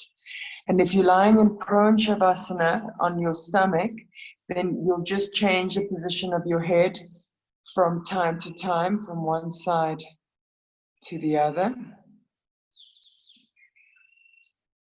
Okay, seems like everybody has chosen and knows what they're doing. So, Narissa, do you always do Setu Bandha with bent legs? So you could stretch your feet into the wall if it's too much to have the feet stretched into the floor, and really get those heels stretching away from you. So don't try and take your feet to the floor, extend your heels away. And if that's ever too strong for any reason, because from day to day things can change, you go closer to the wall and you lift your feet up the wall. So remember, if you feel discomfort in the lumbar, there's two things. We need to create space. So how do we do it? We lift the feet and we widen the feet from each other. And that's how we create space.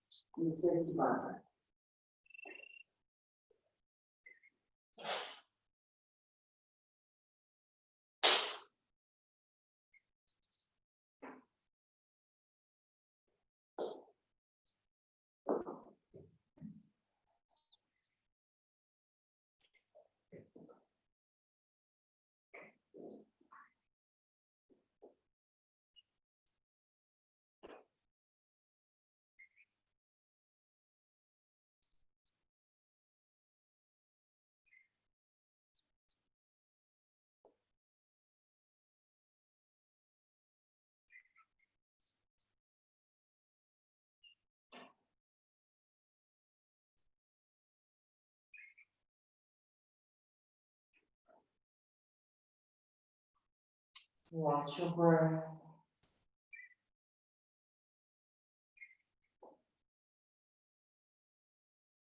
Keep relaxing your brain.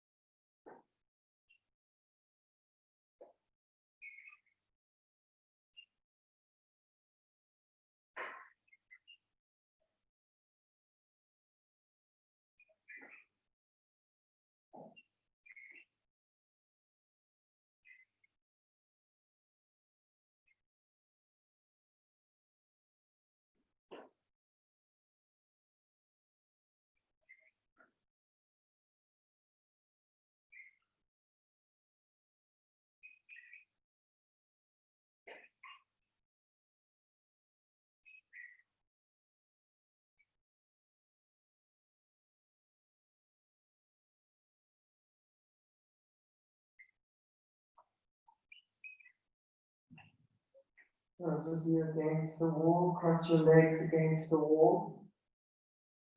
And again, Setu Bandha, coming out, lifting the pelvis 2-3 times and taking the block down, height by height.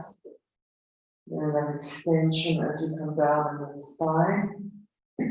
Those of you who are in prone shavasana, turn your head just for a moment to the opposite side of where it is now, even if you've had it that side before. Just for 2-3 breaths, and then you make your way to shavasana. Legs up the wall, people, change the cross of your legs for a few moments. And when you're ready, you'll also come into shavasana. Make sure you're warm enough. Take your blankets. Give yourself whatever support you need.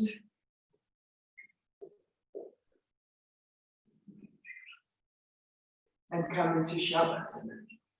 If your lumbar is feeling sensitive, or even the back of your knees, or knee sensitive, take a roll for behind your knees, a smaller roll if it's for your knees, a bigger roll if it's for your lumbar.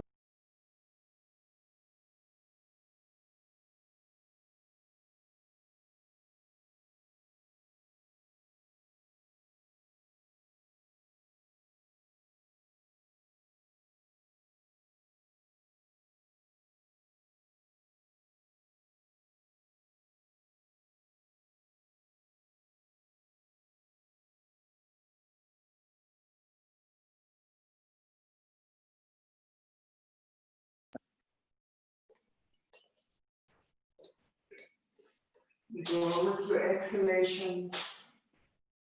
Let yourself sink deeper and deeper into the earth.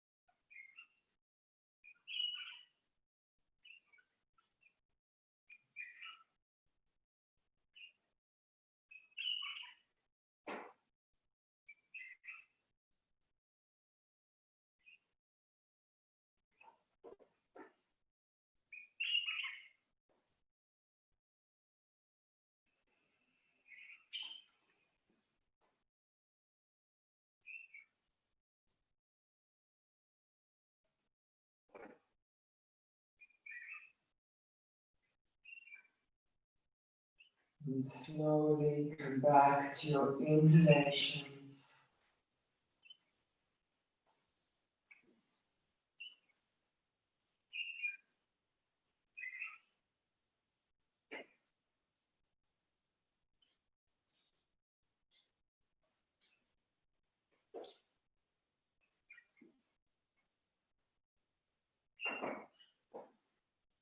When you're ready, preparing yourself to come back,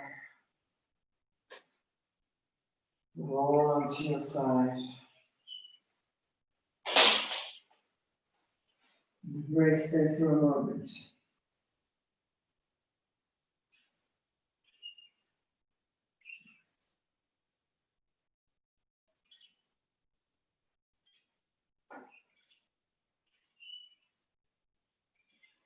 And slowly turning to the floor. To sit up.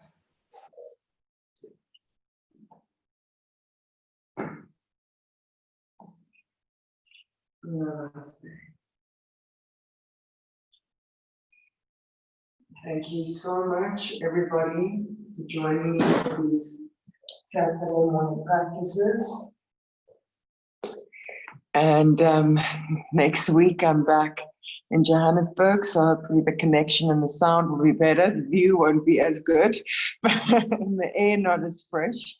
I'll give you a little peep. Hopefully that the light is not as hard as it was when the sun was coming up. But how's that for a view to practice with? And then there's a little yoga deck over here also. Look how magnificent this tree is. And here is the deck to practice and meditate and do pranayama outside. So I felt very fortunate to have been able to spend a week here, and at least in a little way I could take you with me. And there's often animals outside as we're practicing: eland, kudu, warthogs, baboons, little jackals. And there's a resident little Janet that runs around the property that is like almost tame.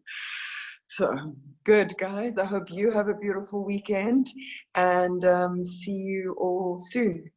Lots of love. And Layla, I'll send you a message later. Okay. Bye. Bye. Bye. And give. Bye. Bye, Katerina. Bye, Aline. Bye. Thank you.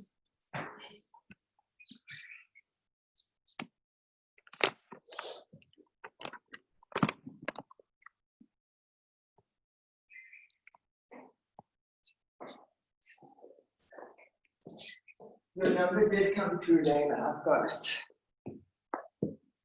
I'm going to save it right away.